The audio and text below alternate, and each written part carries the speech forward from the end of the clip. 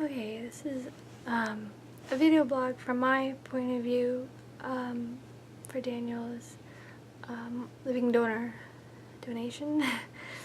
I've never done this before, so we'll see how it goes, and hopefully it's good enough for you to use. So today was hard, I'd say, from my perspective. Being, I guess, the girlfriend, boyfriend, or whether you're fiance or wife or everything, you also have to be in a job that's going to be very flexible, especially if you want to be with your partner who is donating.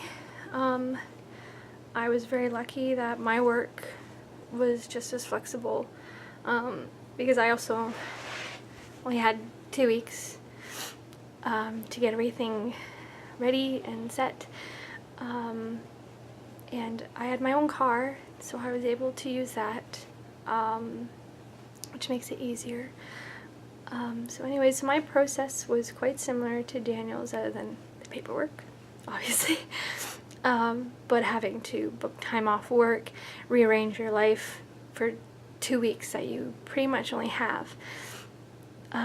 So again, I would say if you're wanting to be with the person, you definitely would have to give work a heads up that this could happen and that it will happen fast. And hopefully they're flexible with you so that you can prepare and it's not as stressful, and they help make it as easy as possible.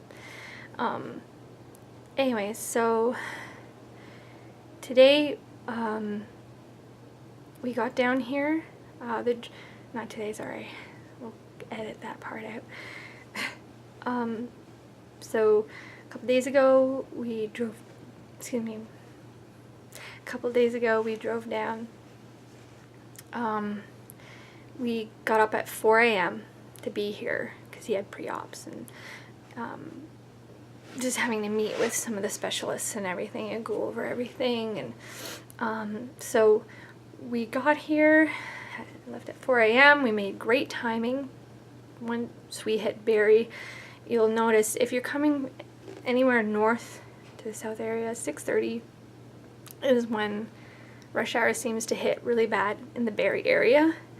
So if you're able to somehow bypass that, that's usually the time that twice now coming down here that I've noticed that it would get really heavy and like really congested. But we were really lucky this time that Daniel and I kind of just snuck by it a little bit, so it made it not as stressful for me, because it's really my only second time driving to Toronto, and this time downtown Toronto.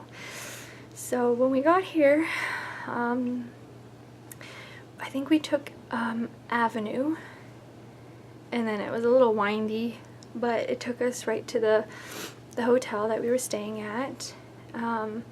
We had a little trouble finding it at first, just because the Elizabeth Street, it was a smaller sign than, oh no, Gerrard, sorry, it was Gerrard, it was a little tinier sign than, but we found it. Parking was interesting. It's an underground parking, but it was a little confusing at first, but we found a spot, and it was quite below. So again, if you're gonna stay at the hotel, which I believe Daniel mentioned the name of it, know that you'll probably be parking far down in the parking garage. It is quite busy here. Now these rooms are quite expensive. We got them at the complimentary rate, or compassionate rate, I guess is what they call it, which does help a lot. Parking is $30 per night, and that is added on to the $84, which is the complimentary, compassionate, that's what I want, the compassionate price. So altogether, plus the damage fee that they are now tacking on, it was $300, and you would get obviously the money back, the damage deposit. So yeah, no worries there. Let's see. And then we parked. We came up here and checked in. Those were the rates. Got into the room. It's not a bad room. It's a 2 double bedroom. Anyways, so pre-op day. We got there early. And it was about 5 hours, I think. 5 hours to see everybody, and because what they did was you go downstairs to where all the specialists are, like pre-admissions, and when they call you into the room, it's pretty much where you're going to be meeting one specialist, and they give you a pamphlet of how long each person will take and how many you're going to be seeing. And it's quite a list, but I'll let Daniel go over that in his blog later on, that I'm sure he'll mention. So you're, as the partner of the person who's donating, you're able to go into the rooms with them and be part of that part, at least, which is nice. You know, you get to find out more information about it and ask any questions, which is important, you know, from the person, you know, the partner that you're with, the couple, or whatever you want to call it. So it's nice to be able to be there and to be part of that and ask the questions to the right people, and take any information in and learn more about what was going to happen and how it was going to happen, and, you know, what to expect, and etc. So that was really nice. So the process was, you go in and you meet the specialist, and sometimes it's going to be 15 minutes. Sometimes it felt only like maybe not even 10 minutes.